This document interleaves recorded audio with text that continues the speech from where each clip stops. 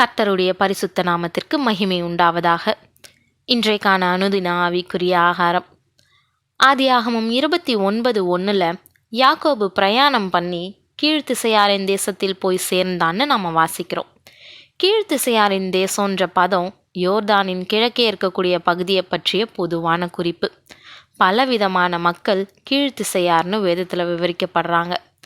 ஆதியாகமம் 25:4 கேத்தூராலின் பிள்ளைங்க, நியாயாதிபதிகள் 6:3 மீதியானியர்கள், 8:10 கிழக்கத்தியர், யோபு 1:3 யோபுன்னு இவங்க எல்லாரும் கிழக்கத்திய புத்திரர்னு அழைக்கப்படுறாங்க. இது சீரியா பாலைவனம் மற்றும் அரேபியாவிற்கு வடக்கு பகுதியாக இருக்கலாம். இங்கே மக்கள் செழிப்பாகவும் குறிப்பாக ஒட்டகங்கள் ஆடுகள் மேய்க்கிறவங்களாகவும் இருந்தாங்கன்னு வரலாறு சொல்லுது. அந்த தேசத்துக்கு தனி ஒருவனாக யாக்கோபு பிரயாணப்பட்டு பாதுகாப்பாக வந்து சேர்றான். இவனுடைய பிரயாணத்தில் எந்த பிரச்சனையும் இல்லாமல் எப்படி வந்து சேர முடிஞ்சுது? யார் அவனுக்கு துணையாக உடன் வந்தது? பெத்தேலில் அவனை சந்தித்த கர்த்தர் அவனுக்கு வாக்கு தத்தம் கொடுத்தாரு.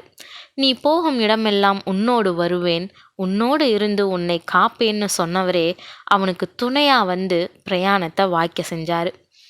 யாக்கோபு அங்கே வயல்வெளியிலே ஒரு கிணற்றையும் அதன் அருகே மடக்கி இருக்கிற 3 ஆட்டு மந்தைகளையும் கண்டான்னு 2வது வசனத்தில் நாம் வாசிக்கிறோம்.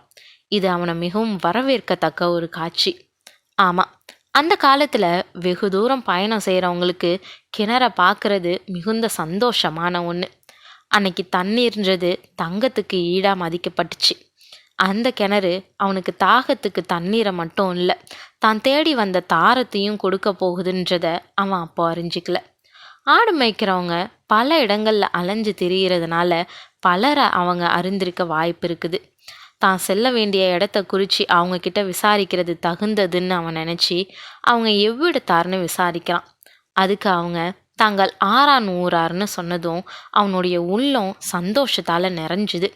அப்படின்னா தான் தேடி வந்த தன்னுடைய தாயின் சகோதரனை பற்றியும் அவங்க அறிஞ்சிருக்க வாய்ப்பு இருக்கிறதா நினச்சி அவங்க கிட்ட நாகோரின் குமாரனாகிய லாபானை அறிவீர்களான்னு கேட்டான்.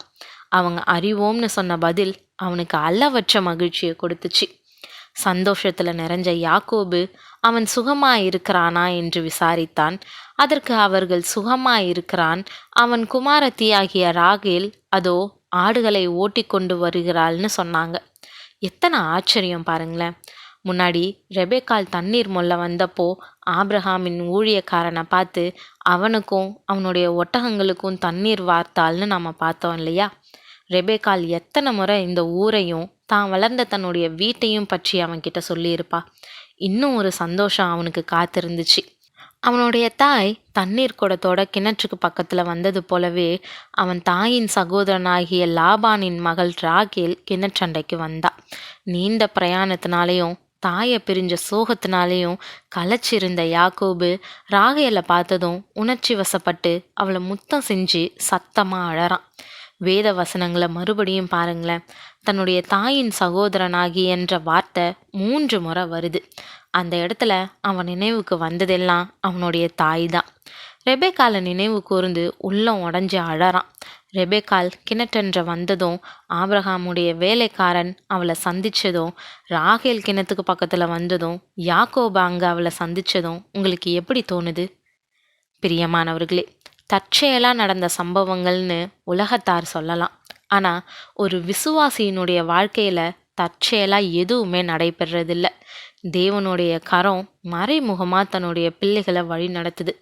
ஆபிரகாமுடைய வேலைக்காரன் தேவனுடைய வழி நடத்துதலுக்காக ஜெபிச்சான். யாக்கோபு வழி நெடுக தேவனோட உறவாடிக்கிட்டே தான் சென்றிருப்பான். உங்களுடைய வாழ்க்கைன்ற பயணத்தில் கர்த்தர் உங்களை நேரான பாதையில் நடத்தி செல்றதை நீங்கள் அறிஞ்சிருக்கிறீங்களா? இல்லை உங்களுடைய பாதை அர்த்தம் இல்லாமல் தோல்வியாகவே இருக்குதா? கர்த்தர் நம்மளோட இருக்கிறத விசுவாசிப்போம். அவர் நிச்சயம் சரியாக வெற்றியின் பாதையில் நம்மளை நடத்துவார். தேவன் தாமே கிருபையும் தயையும் செய்வாராக. ஆமீன்.